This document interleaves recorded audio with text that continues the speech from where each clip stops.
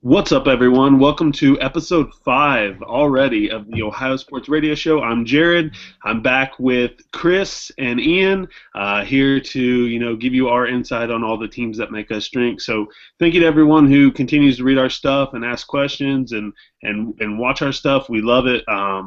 Thank you. So without further ado, let's kind of get into it. We're going to start a new segment this week that we think is kind of cool. We're going to give you our best and our worst of the previous weekend. So I'll let Chris start off with this one. What do you think, Chris? Okay, well, let's see. We can recap the NFL first. We were going to go with my best of the weekend, which was my Cincinnati Bengals going 6-0. But I'm going to go a little bit more specific than that. I think the best of the weekend performance-wise was our guy Andy Dalton. Every time he goes out, he has to prove himself, I feel like. But he answered the call. 3 TDs, no interceptions, got the big W. Also, Dalton, 14 touchdowns on the year, only 2 picks. So he's having a great season. Worst of the weekend, my Cincinnati Bearcats. They go to Provo, Utah, play BYU in another game where they're coming off a bye week. They had a big win in Nippert Stadium against Miami, Florida. They come out hot. They went up 17-3, only to fall short in the fourth quarter. Took a 10-point lead into the fourth and blew it. My worst of the weekend goes to the Bearcats. Ian? You want me to go, E? Which one? You go. All right, I will go. My best of the weekend was obviously the Cincinnati Bengals moving to 6-0. That's a huge win. Awesome step for the franchise. Also, my Ohio State Buckeyes stand undefeated. They actually look good. They switched to JT Barrett, which we've been saying all along. Great. So those are my best of the weekend. Worst of the weekend was two things. The fake punt attempt by the Indianapolis Colts. What the hell was that about? That was terrible. It was one of the worst play calls I've ever seen. Also, worst and / best of the weekend was Michigan's punter muffing that punt, Michigan State running it back to just rip the hearts out of everyone in Ann Arbor. It was great. But the worst part about that is that kid is getting death threats. So Michigan fans, please stop. That's stupid. He's a kid. But that was awesome. Awesome to see them lose. Ian? You stole my thunder on the worst of the week, Jared. I was going to go right there with you on the Michigan punter. The guy's a kid. Lay off him. Everybody makes mistakes. Definitely the worst of the week. Funny, but worst. My best leads us right into that first topic with Ohio State. JT Barrett. That offense looks so fluid with him running that offense. So when he's out there, this team's a better team. I agree. The Buckeyes. We had a question from Marcus Thompson. Marcus, thank you for your question. Marcus writes, "What are our opinions on Urban Meyer naming JT Barrett the starter today?" For those of you that don't know, Urban came out and actually said that JT will start the game against Rutgers. So Marcus asked, "What are our opinions on Coach Urban Meyer naming JT Barrett the starter, and should Urban have done this from the start?" Like I've said over and over, I believe that JT should be the starting quarterback of this team. I think he should have been from the get-go. Now, nothing taken away from Cardale Jones. Cardale Jones, took us to a national championship and won it last year. So, Buckeye fans, please don't knock Cardale. He's done great things for his team. However, JT fits the system better. The read option, everything they're doing, he's faster, he's smarter, he's got better touch. Cardale needs a deep threat to beat you over the top. He does not have that this year, like we've said over and over. So I do believe that JT I love them starting JT. I believe he should be the starter. I believe he should have been from the get-go. Chris, I know you're a big Bearcats fan. What do you think on the outside looking in here? No, I agree. But as far as it maybe should he have made the switch earlier in the season, I don't know. I mean, what could it have really hurt at this point? They're the number one team. I know that they had some close games, and their offense really wasn't moving the way it should. I think anytime you put two different quarterbacks in there with two different styles, and everyone in the country can clearly see that one is better than the other one, this was only a matter of time. I am surprised that he didn't do it sooner. He has a lot of trust and faith in Cardale, probably more than most of the fan base. But he's lucky that he went ahead and made the switch before it really did burn him, because he put the Ohio State offense in a lot of really comparable situations. Ian? I think Urban wanted to try and give Cardale a shot to take this team after Cardale won the national championship. Yeah. I think he wanted to I think he wanted to give him his due and let him try out that starting spot for an extended amount of time. I also think it could have been a ploy from Meyer. You know, him being that confident in his team all around. You know, if we start Cardell and we start to falter, if we're having any trouble, we can throw Barrett right in there and do fine. Um, I when at the end of the day, I think he was trying to give Cardell a chance to take over the starting job from the beginning of the season because of what Cardell did at the end of last season. Like we all said, I think we pretty much are in agreement that JT should have been starting from the get-go. The team's so much better with JT. He's faster and he's smarter. He's a lot smarter. He makes the right football decisions when he's out there on the field. Yeah, absolutely. If you watch the game against Penn State, he came in and moved the ball right down the field. He looked great. I know they're using him as in red zone package, but he did look good. I mean, he came in and did move the ball down the field, especially in the second half when he was actually starting the game. I read that they're actually going to still do some Cardell Jones packages, which is good. I think that'll be good to switch it up in the dual quarterback system, but JT's a starter. He's got to be. We've said it over and over. So, Marcus, thank you for the question. That was a really good question, man. Now we have another question. It's kind of in line with college football. James Bishop asked, do we see a scenario where no SEC teams make the playoffs with their run? Do we see a scenario where no SEC teams make the playoffs? Sorry. I'll let you guys lead off with this. Who wants to take this one first? Yeah, I'll go ahead and jump in. The short answer is no, I don't. I think that the powers that be, the playoff committees, the ESPN and Fox Sports, they want to see those massive, rabid fan bases get what they want. And don't be surprised to see two SEC teams with multiple losses in the top four. I mean, we see it every year. The league beats up on each other, and the rhetoric is that, they're so strong. Other leagues beat up on each other, and the rhetoric is, there's no dominant team. There's so much parity. It's a double standard. You look at a team like Ole Miss, hot at first. They looked like they were going to be the class of the league. They take down Alabama, and then last week they just get upset by Memphis. So I think it's a vulnerable situation, but I think the champion, no matter what, whether it be LSU, Alabama, you're going to see them in the playoffs. Ian? I don't think you can have a college football Final Four without an SEC team. I think we live in a day and age where I think ideally you'd want someone out of each conference, but that's not really how it falls sometimes. But the thing with NCAA football is it's cyclical. All teams are susceptible to defeat at any time, some more so than others. But I know James was referring to the Ole Miss loss against Memphis, and talking about the American Athletic Conference. Chris, your Bearcats are in, but you look at that conference, and you got Memphis, Houston, and Temple, and all three of those teams are ranked and undefeated. So I mean, yeah, absolutely.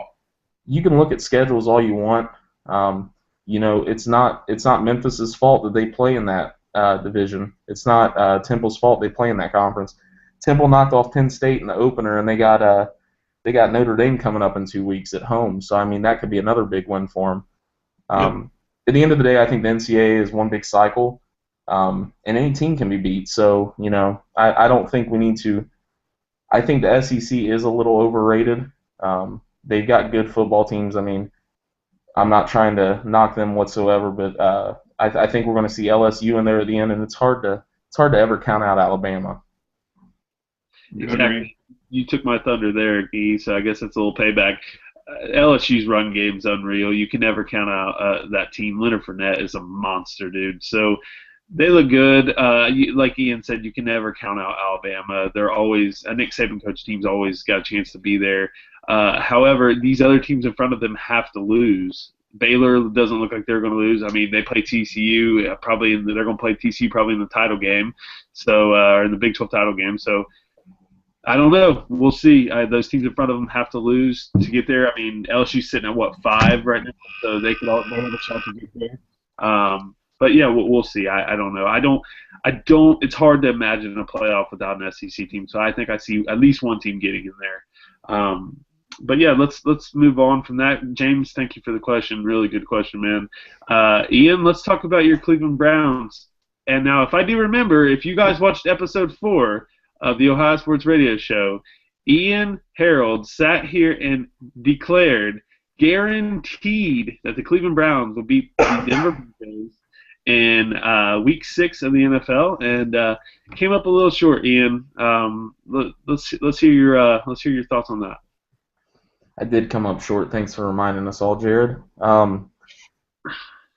I think for the first week we saw Josh McCown not play at his top level. All day the offense seemed out of sync. Any time you go up against Peyton Manning, you're backed against the wall. But Manning's been a little off this year. I thought coming off that OT win in Baltimore, they were going to be looking good. For once this season, the defense actually played really well. You can only give Peyton so many chances. The defense did pick off Peyton 3 times Sunday. Looking at a couple players, Travis Benjamin had another 100-plus yard day. Gary Barnes still keeping it going with 2 more touchdowns.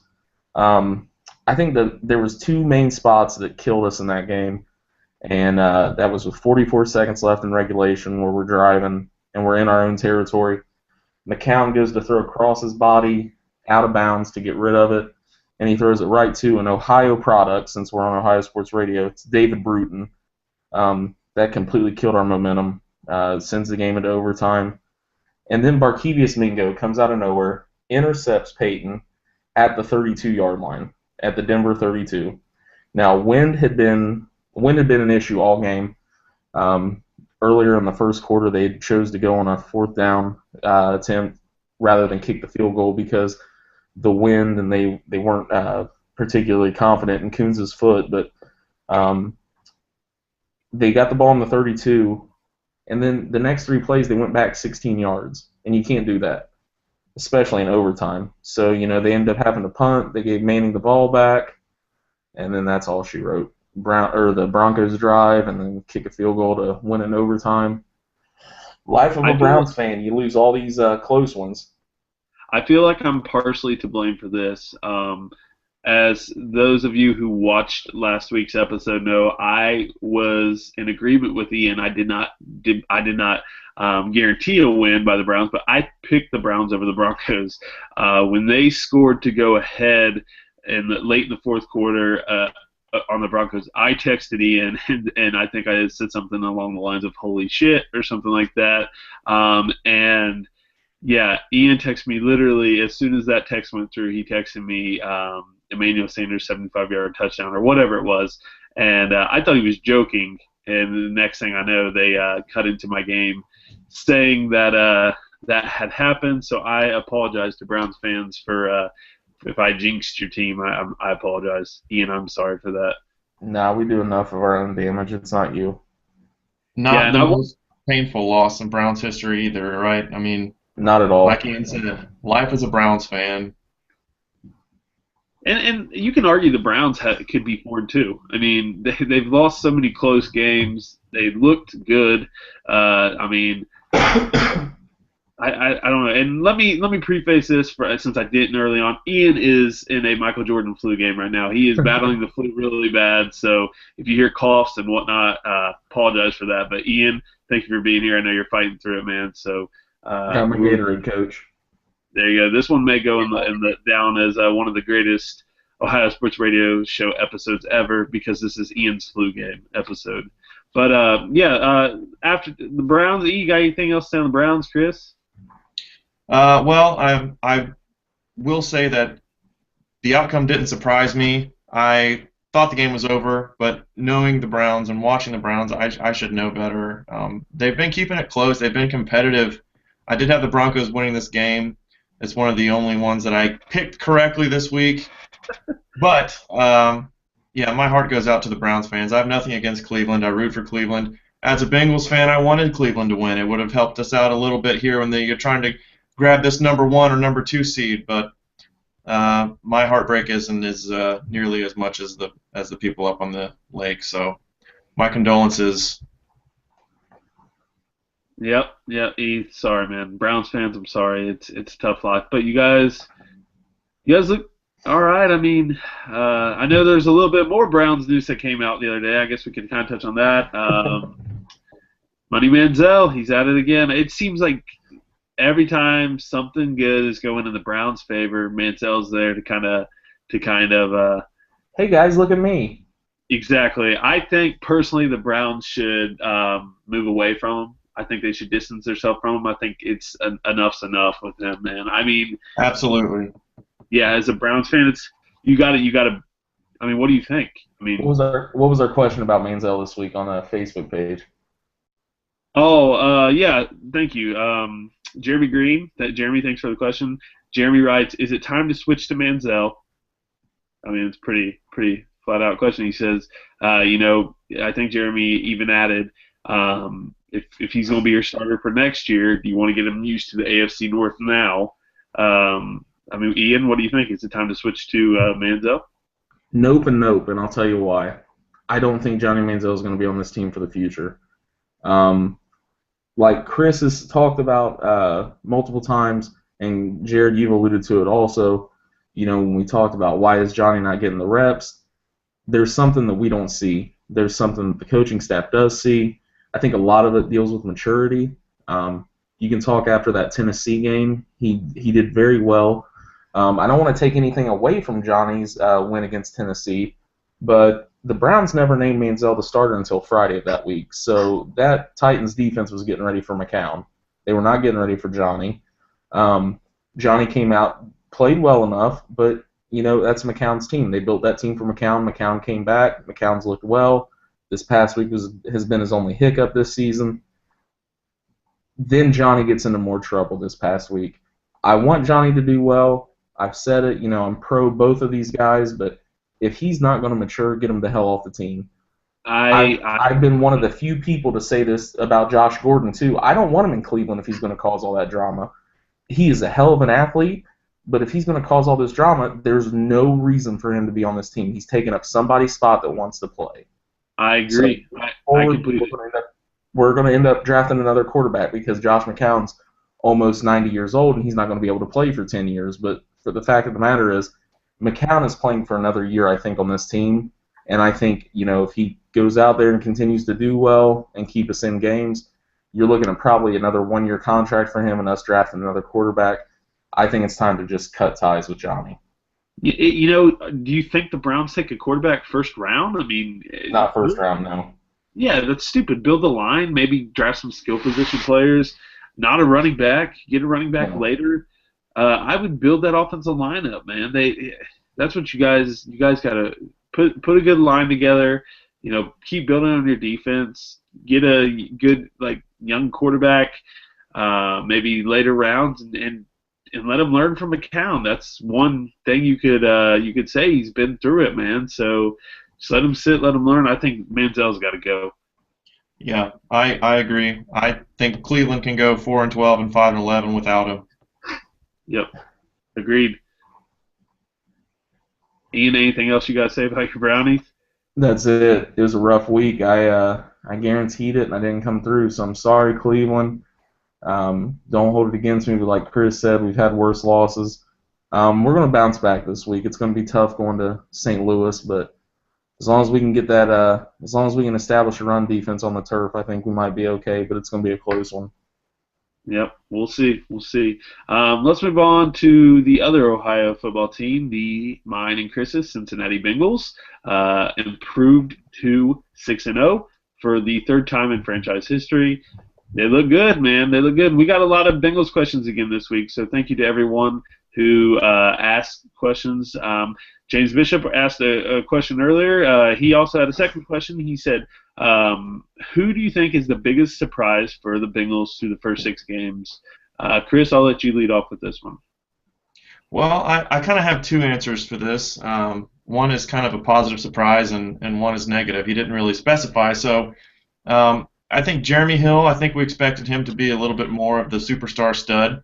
He had a great game last week. He did have his touchdown. He's fighting like hell to get yards, which we knew he would do. And he's able to flip himself into the end zone. That was a fantastic catch and run that he had earlier in the game. On the offensive side or on the positive side, I would have to go with some guy who's not getting a lot of press. I mean, the obvious answer here is Tyler Eifert, but we knew he had the ability and the skill set. But I love my right tackle, Andre Smith. I think he's just anchoring that line. Andrew Whitworth on the other side gets all the press, and he's the captain of the team, and that's well deserved.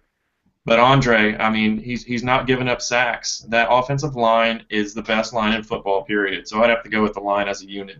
Love it. Love it. I love the slobs up front. So I think they're the best line of football, hands down. My biggest surprise is Andy Dalton, simply because we know how good we knew he was a winner. We knew he could get the team to the playoffs and whatnot. But to play at an MVP caliber level is incredible. Nobody would have guessed it. He's still not getting love. Now they're talking about him because they have to. Andy Dalton is dominating the stat categories in the NFL. I have so many stats on this guy that you can't believe it. I went a little nuts with Andy Dalton. 16 TDs through week 6. Only Andrew Luck had this many last year. He is dominating. Dalton leads all qualified quarterbacks in total QBR. He also leads the NFL in yards per attempt with 10 yards per attempt. That's insane. He's awesome. He's second in passing to only Phillip Rivers, who Phillip Rivers is throwing the ball 60 times a game. That's insane. He went for $500,000 last year in yardage too, or last week rather, Phillip Rivers. Yeah, absolutely. So, I mean, you look at Andy Dalton, his stats are insane. One thing that I love about Andy Dalton that doesn't really get a lot of light is how good is he on the road. The kid is insane on the road. In his career, he has I think it's 21 road wins. 23 is the all-time record. So, I mean, Dalton in the first 5 years of their career. So I think that 23 is the record through the first 5 years of their career. Dan Fouts, Ben Roethlisberger, and Matt Ryan all had 23. Dalton has 5 road games left this year. He needs 2 to tie the record. He has 22 road wins. I think it is.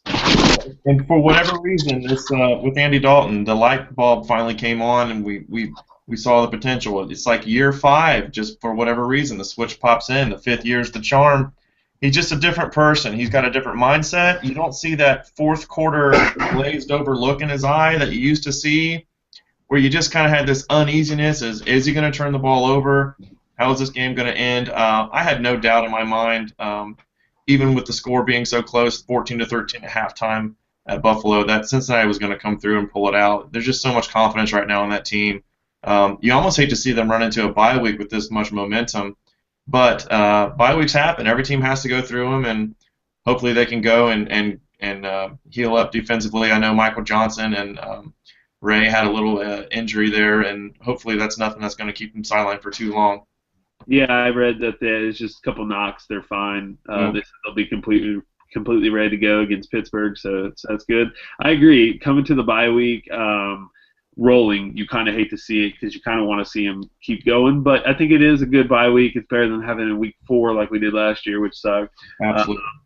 But yeah, I think this team is really, really good. Andy Dalton is dominating. His line is very good. Hugh Jackson, how good has this guy been? I mean, he is. If he's not everyone's front runner at the end of the year for a head coach, I don't know what he's got to do. I mean, his packages, he's throwing everything at teams. The weapons that are at his disposal, he's dominating with them, and so is Andy Dalton. So the whole offense, they're a wrecking ball. They look great. Defense looks great. Carlos Dunlap's leading the NFL in sacks with 6.5. So what else can you say, man? I mean, this team last year was terrible rushing the quarterback. I mean, everything they're doing just seems to be better. They've gotten better in every aspect of the game. I think they're still the team to beat in the AFC North. Ian, I know you haven't had much to say about this. What do you think from an outsider's point of view about the Bengals win over the Bills this weekend? I've said it since he got drafted. I loved the Andy Dalton draft pick when they took him in the draft. I think the guy's always gotten a bad rap in Cincinnati. He picks the most inopportune times to fail. But, I mean, what was it, like 40 wins in 4 years? 40 wins in his first 4 years? going into this year. 22 road wins, which is insanity. That's insane for a guy to win that many times on the game. You expect him to win at home, but to win big games on the road, that's pretty insane. Yeah, and I mean, if you listen to any of the post-game interviews this season, you listen to any of the coaches' press conferences, this Andy Dalton is a new Andy Dalton. He's a leader out there, and he's a leader in the locker room. And I think that just speaks volumes when that's your quarterback doing it. And their success can be attributed to a number of things. That line, like you said, the defense is playing great. Eifert, he's got so many weapons, but at the end of the day, Andy Dalton is playing like an elite quarterback in the NFL this year. Exactly. And with this offense, it's like, how do you prepare for them? They're unreal. That line's given Andy Dalton all day to throw. Like I wrote about in my blog post about the Bengals, they've only allowed 2 sacks on Dalton this year, and then 14 hits on the quarterback. That leads the NFL. He has all day to throw the ball. So if you're watching teams, if they double AJ Green, then we throw to Marvin Jones. If they double both of them, then you got Sanu. If you guard all them, you have Eifert. If you drop guys back to defend the pass, then they run the ball with Hill or Gio. I don't know how you stop this offense. They're so good. They have so many weapons. Aaron Rodgers on this offense would blow every NFL passing record out of the water. And I got to go back real quick and touch on the point you brought up about Hugh Jackson. Selfishly, I wish Hugh Jackson would stick around as long as he possibly can. I think he's just done wonders for this offense. I think he's really given Andy the kind of confidence that we've been wanting him to have, along with some experience, though, that plays a factor as well. Hugh Jackson, though, even as a head coach in Oakland, he's the most successful coach that Oakland's had over the past 12 years, and they canned him after 2 8-8 seasons. The guy knows what he's doing, and he's working wonders. I don't see anyone stopping this team. There's no one on the schedule. They're not going to go 16-0. I'd love for them to go 16-0, but there's no one that you look at and you say, it's really going to be tough to beat those guys, or I don't know if we can hang around with that team. And in years past, you had those games. They're going to be in every single game they play. Yeah, and to touch on how good this offense actually is, they're averaging 30.3 points per game. That's pretty awesome. 28 red zone possessions, 20 have resulted in touchdowns. It's 5th overall in the NFL. That's insane. They have 152 red zone points, which leads the NFL. So last year, what hurt us is we would get to the red zone and settle for a field goal. We could not punch in touchdowns. This year we are. Tyler Eifert is tied for the lead in the NFL with 6 touchdowns. He's tied with Larry Fitzgerald and James Jones. You could go on and on and on about this offense. They're that good. They're that deep. The bye week comes at, I guess you could look at it at both sides of the coin. It comes at a good time for them to rest up. They may get perfect back week 8 against the Steelers, so that he's training. They're saying he looks really good, but they're not rushing him back. And also, the negative side of it is you don't want to see him stop their momentum, but it's good for these guys to get a rest. So Bengals, great win. Happy with them. This is one of the best teams they've had since 1988, so I love it. Chris, I know you love it. I know you Bengals fans out there love it. So awesome, just awesome win. But we'll talk more about the Bengals here soon. But let's get into our NFL picks from last week. E, do you want to recap our picks from last week? Yeah, so week 6 in the NFL. Jared, you won week 6. It's your 3rd weekly win on the season. You went 9-5. That puts your overall record at 58-32. Chris, rough week, 4-10. Oh, 4-10. So that puts you're still sitting at 2 weekly wins, only 1 behind the leaders. Your overall record is 53-37. I went 7-7 this week. I'm 57-33, so a game behind Jared with 3 weekly wins. And for those of you who haven't been following along, we're doing our weekly NFL picks each week. The loser has to wear their opposing teams, their rival teams, a jersey of the rival team and make it their social media picture for at least a week. So if me or Chris were to lose, we would have to wear Cleveland Browns. E would have to wear a Bengals jersey. A little fun wager. So Each week, the winner, whoever has the most most correct picks, will win the week, and we go by whoever has the most weekly wins. So a little fun, but let's get into this week's NFL picks. There's some good games on the card. You guys ready for this? Let's go for it. All right, Chris. Let's see if you can redeem yourself after a bad week. Hey, I could close my eyes and do better than 4 wins. No big deal. I got this. No pressure. You get the bad ones out of the way early. You got the bad ones out of the way early. All right, so first game of the week, the Seattle Seahawks traveling to San Francisco to take on the 49ers. Chris, Ian, who do you guys have in this one on Thursday Night Football? Well, both teams are sitting at 2 and 4, I believe. Seattle is still riding on their reputation as being this dominant NFC team, this Super Bowl champ team with the unstoppable beast at running back, and I'm just not seeing that team. I think the Bengals really just kind of demoralized them when they came back from that huge deficit that Seattle thought they had them, and they just couldn't put them away. Same thing last week with Carolina. They thought they had them, and they keep letting these teams slip by. 49ers get a win. I know they're underdogs. I'm going to take the Niners over the Seahawks. I think the Seahawks are overrated. Ian? I do think the Seahawks are a tad bit overrated and riding on their resting on their laurels, if you will. But man, it's still tough to go against them. I just don't think Kaepernick's a good quarterback. I'm going to go ahead and go with the Seahawks on the road for Thursday night. Yeah, so this was it's a couple years ago. This was the game of the week. Now it's this is a game where we're like these two teams. So I think this is going to be a pretty good game. I doubt both teams are going to want to play in the fourth quarter because the Seahawks have every game they've lost, they've blown leads in the fourth quarter, and the 49ers have entered every game down by an average of 20 points in the fourth quarter. I'm taking the Seahawks in this one. I just don't think the 49ers are good.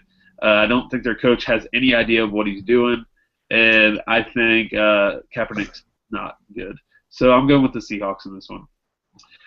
Next game, we have the Bills on the road taking on the Jaguars in London, England. Chris, who do you have? Ian, who do you guys have in this one?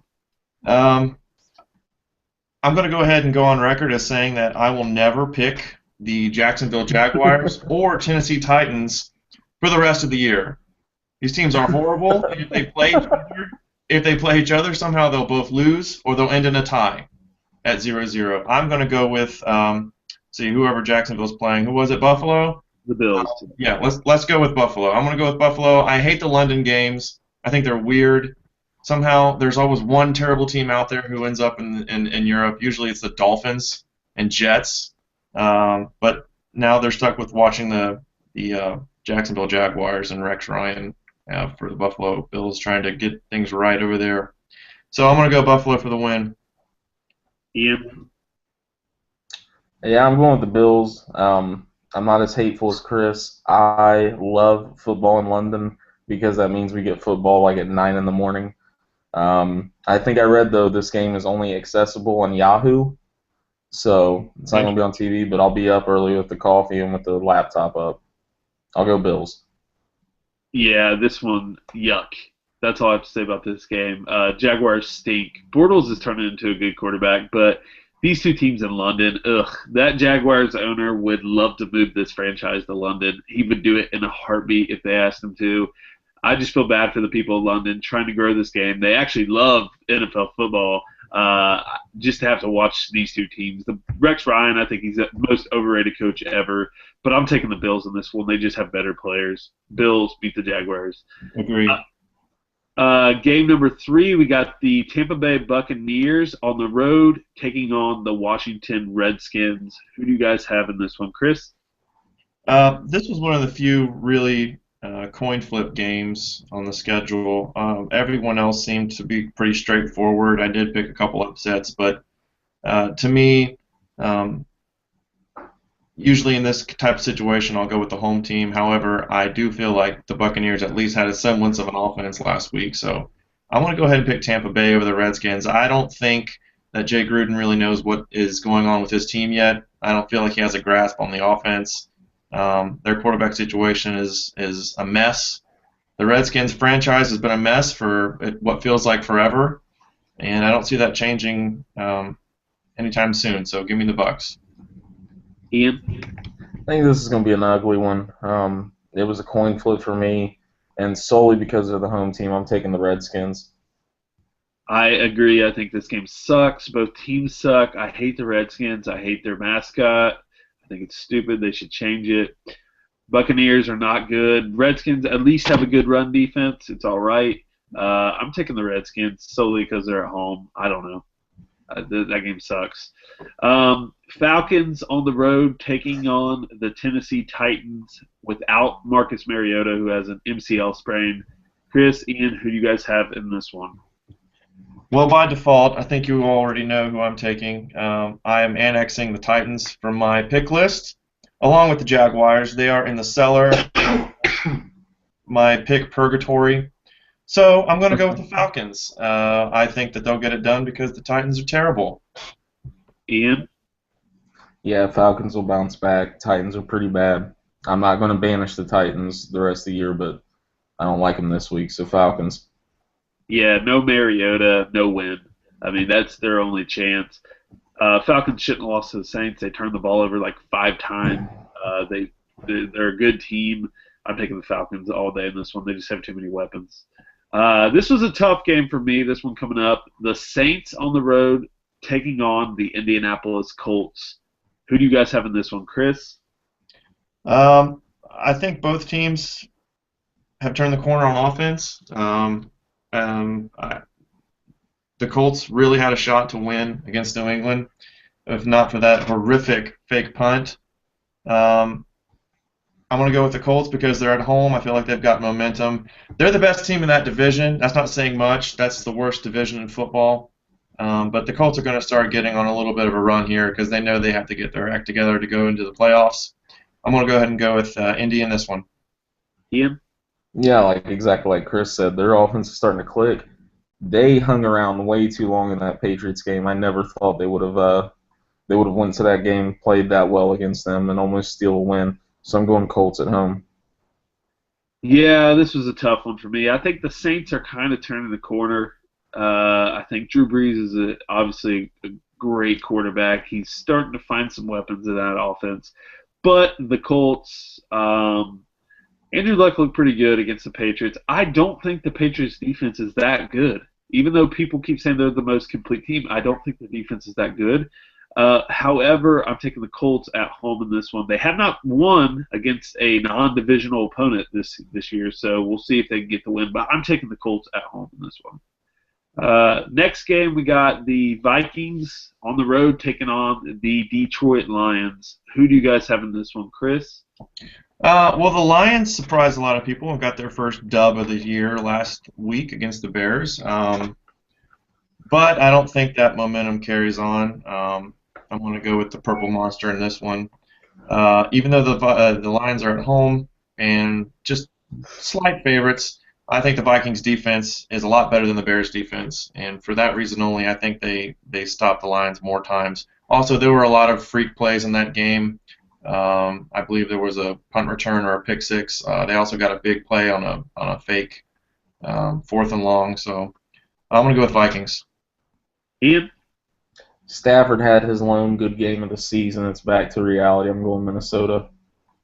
I agree with you guys. Matt Stafford stinks. I think he's the most overrated quarterback in the league. He must have listened to our Ohio Sports Radio show last week, episode 4, because he went off 4 touchdowns after I absolutely dogged him and threw him under the bus. However, one of those was not a touchdown. I don't know what a catch is in the NFL anymore. Oh, awful. Matt Stafford still stinks. He's so overrated. Glad to see Calvin Johnson kind of come out because he is on my fantasy team. I'm taking the Vikings on the road in this one. They just have too many good players.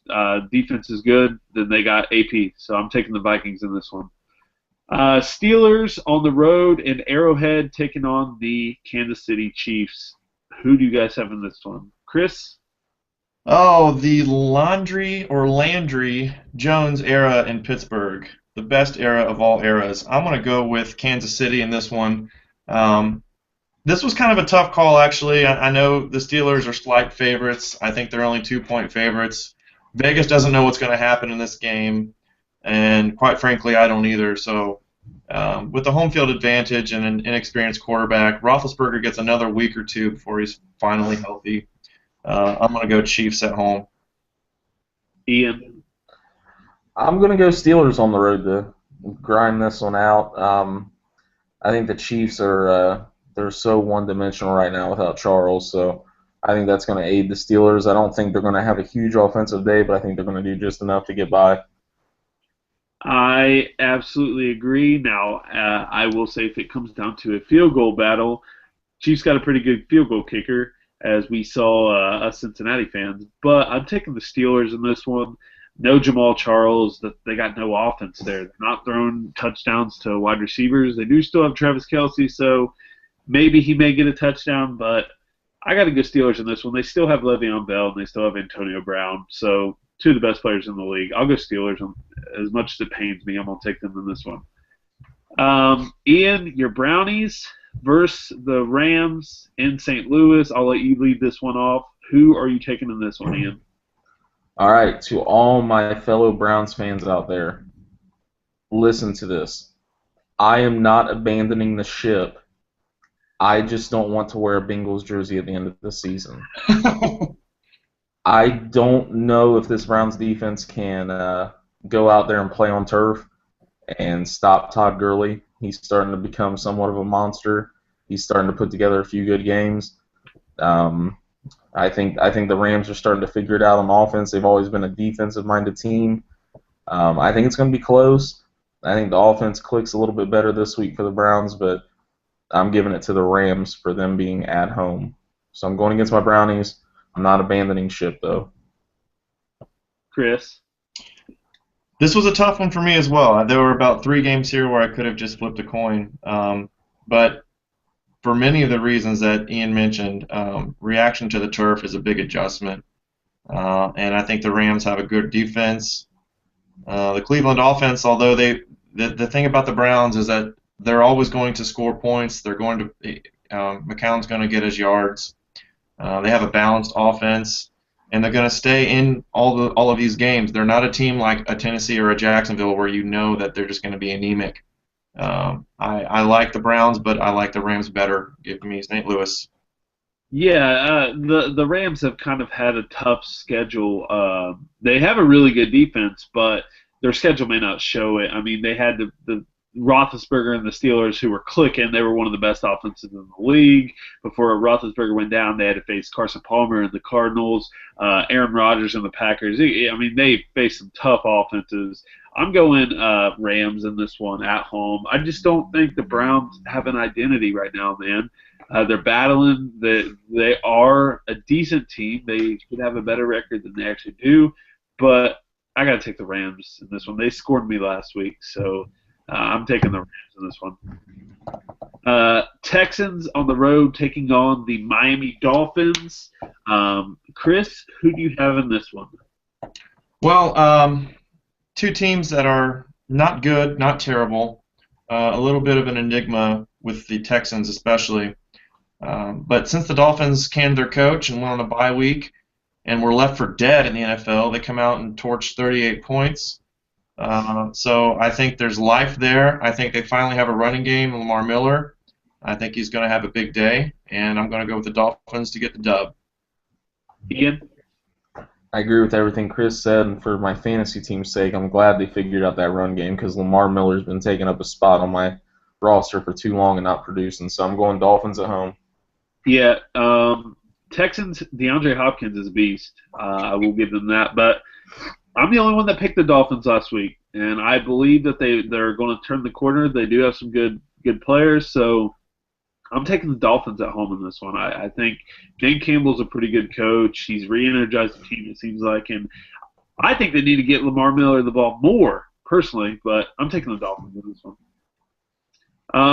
Jets on the road taking on the red-hot New England Patriots in Foxborough. Chris, Ian. Chris, who do you have in this one? I'm going Jets. No, I'm kidding. I said earlier that the Bengals weren't going to go 16-0. That's just conventional wisdom. I'm not so sure the Patriots won't go 16-0. I don't see them slowing down anytime soon, especially against a divisional team. Although the Jets don't may stick around longer than people expect and keep it a one-score game, I'm going to go Pats. Ian? Yeah, I think it's going to be a close one just because it is a divisional one. At the end of the day, I like the Patriots winning at home. It's tough to go into Foxborough and win. Yeah, what were you guys doing 13 years ago? I'll tell you what you're doing. You were seeing the last time the Jets have beat the Patriots in Foxborough. I'm taking the Patriots all day in this one. The Jets they got a good defense. The Patriots their offense is unreal. I don't think their defense is as good as everyone says, but they have not lost at home to the Jets in 13 years. That's insanity. I'm taking the Patriots all day in this one. Kind of upset you didn't let me answer your question because I was going to say that. Yeah, well, Patriots all day in this one. Yes, I don't know. Not shaking me here. Raiders on the road taking on the San Diego Chargers. Who do you guys have in this one, Chris? Tough call. I think the Raiders are a different team, and I think the Chargers are a different team. I said at the beginning of the picks last week, I went out on a big limb with the Chargers going into Lambeau and trying to pull out a W there, and they almost got it done. I knew they were in desperation mode. They're sitting at 2-3. They're trying to win that division out there, or at least get a wild card. The Broncos are red hot. Phillip Rivers had a monster performance. It's going to be tough for them to pick themselves up after an emotional loss like that, especially with the Raiders getting some extra rest. But I'm going to go ahead and go with the Chargers against my gut. I have a gut feeling about the Raiders in this one, but I'm going to go with my head and go with the Chargers. Ian? Yeah, it seems like Phillip Rivers is throwing for about 1,000,000 yards every week. I'm going to go ahead and go with the Chargers. I agree with you guys. Chargers at home, they're tough to beat. They actually have a lot of good weapons there. Rivers looks really good. Chargers all day in that one. Next game, the Dallas Cowboys on the road taking on the New York Football Giants. Chris, Ian, who do you have in this one? I'll let you go first, Chris. I'll go ahead and take the Football Giants. Being the home team, the Cowboys have pretty much fallen apart.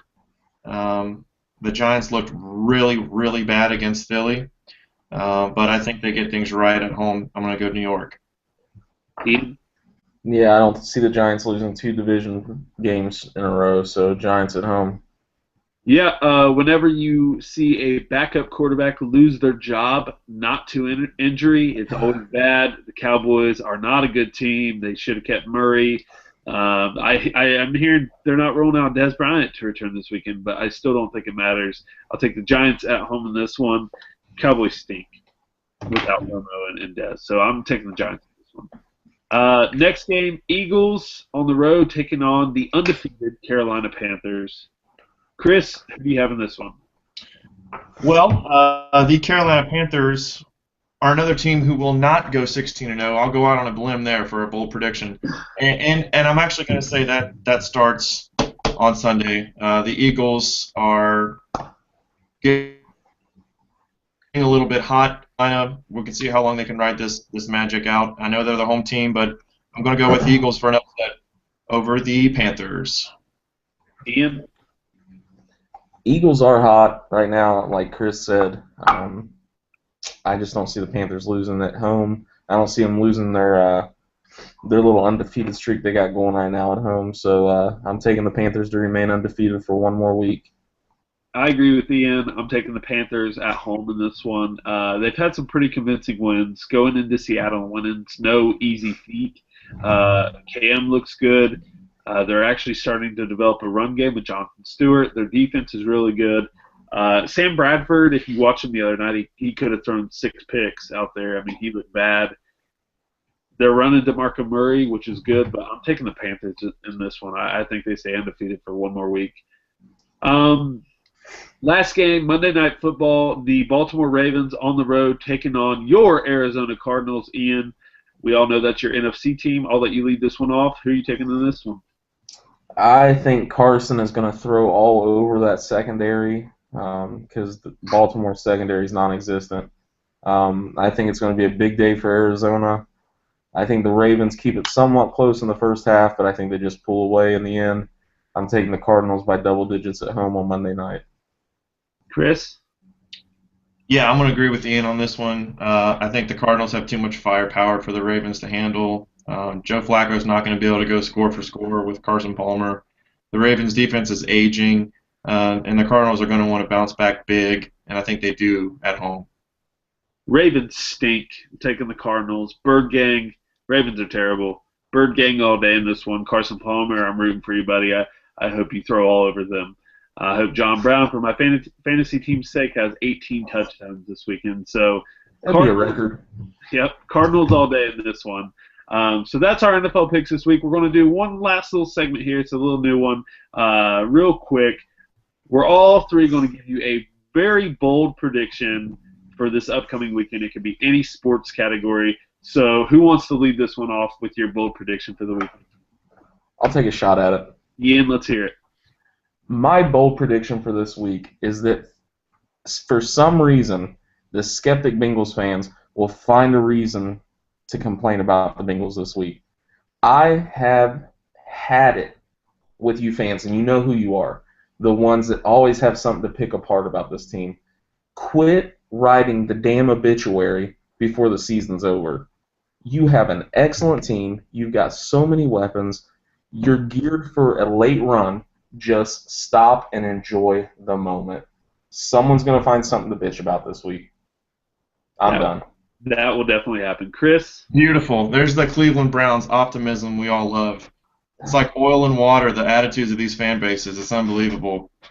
My bold prediction has nothing to do with football. It has nothing to do with Ohio. It's a little bit close, though. It's down south in Kentucky. Unless you've been avoiding the internet, you know that Rick Pitino loves to get himself into a little bit of trouble. He loves to do whatever it takes to win, and he loves strippers, apparently. My bold prediction is that Rick Pitino will not be the Louisville Cardinals head coach this upcoming season. I will 100% agree with that, Chris. He's in a lot of trouble. My bold prediction, I actually have two. My Manchester City Blues are taking on Manchester United in the Manchester Derby this weekend. Derby for those English fans out there. My Blues will go into Old Trafford and dominate Manchester United and win the Derby. Give me bragging rights over all my friends.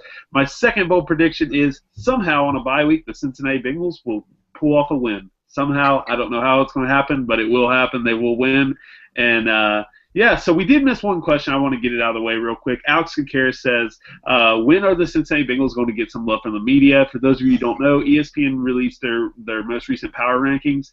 They have a 4-2 Arizona Cardinals team over ranked higher than the Cincinnati Bengals and the Carolina Panthers, who are both undefeated. Alex, my answer to you as a Bengals fan is, who cares? Let's just enjoy the ride. I hope we fly under the radar. I hope we get no love. Just let us fly under the radar and let teams, just find out, as we demolish them with our offense. So that is the show this weekend. Thank you to everyone who continues to ask questions, continues to like our stuff on Facebook and tweet at us. You guys are awesome. Thank you to everyone who continues to watch these videos. We really appreciate it. Check out our website, ohsportsradio.com. We are updating it daily with new content. Follow us on Twitter at Ohio Sports Radio. Like our page on Facebook. Just search for Ohio Sports Radio. We're constantly asking questions, posting things on there. So thank you to everyone who continues to support us. You guys are awesome. Without you, this is not possible. This has been episode 5 of the Ohio Sports Radio Show. I can't believe we're 5 episodes in, guys. You guys have anything else to say? Go Mets. I'm tired of seeing Jenny McCarthy, Eddie Vedder, and who knows who else of the Hollywood Squares wearing the Chicago Cubs hats out of nowhere. Go away. We hate you. Go Mets. Ian? I like Schwarber. I got a soft spot for him since he's a local boy, but other than that, screw you, Cubbies. Yep, I agree. I hate the Cubs. I hope they lose. Their fans are annoying. Jerry Seinfeld created the best show of all time in Seinfeld, and he is a Mets fan, so I'm rooting for Seinfeld and the Mets to win the World Series. Thank you for the rest of us. That's right. Hopefully he'll be a Red next year. We may have something about that in a few days. So thank you to everyone who continues to support us. You guys are awesome. Check out our Facebook page. Give us a like on there. Follow us on Twitter at Ohio Sports Radio. Also check out our website ohsportsradio.com. You guys are awesome. We'll see you guys again next week.